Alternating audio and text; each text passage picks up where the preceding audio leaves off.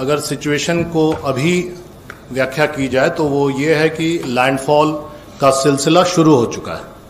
हम लोग अभी तक लैंडफॉल के बारे में एंटिसिपेट कर रहे थे और लैंडफॉल का सिलसिला शुरू हो चुका है। The landfall has started happening, यही कहना सही होगा, समीचीन होगा। और इसके बारे में आगे जो टेक्निकल डिटेल्स है वो डीजी आईएमडी बताएंगे। मैं आपको एनडीआरएफ की जो प्रिपेयर्डनेस है और एनडीआरएफ ने जो कुछ अभी तक किया है उसके बारे में थोड़ी तफसील से बताऊंगा। मैं इसको रिपीट कर रहा हूं कि हम लोग अभी भी क्लोज वॉच रख रहे हैं क्योंकि situation is a fast changing transforming situation.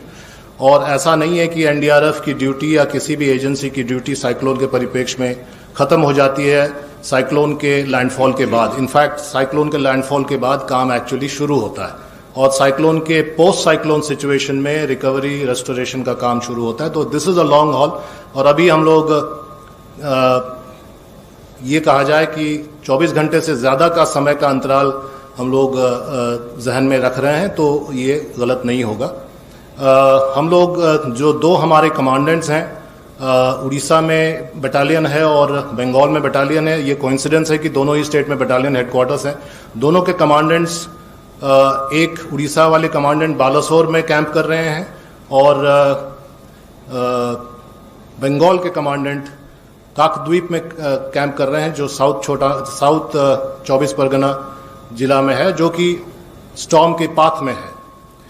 कुल अभी तक 20 टीमें जो उड़ीसा में लगी हुई थी, 20 टीमें जो रिजर्व में भी थी वो भी अब ग्राउंड पर आ गई हैं। 4 टीमें, कल मैंने आपको बताया था 16 टीमें लगी हुई थी और 4 रिजर्व में थी। अब 20 की 20 टीम डिप्लॉयड है और ग्राउंड पर डिप्लॉयड है। रिजर्व में कुछ नहीं रखा गया क्योंकि अब काम का समय आ गया और इवैक्यूएशन का समय हो चला था, इसलिए उसमें लगाया गया था।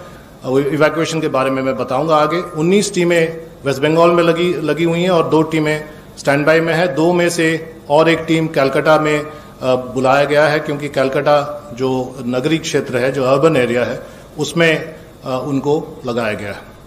सभी टीमों के पास सैटेलाइट कम्युनिकेशन और क्यूडीए है, सो हम लोग किसी कम्युनिकेशन सेटअप पे डिपेंडेंट नहीं है। We are independent, self dependent and we can set up our own communication system.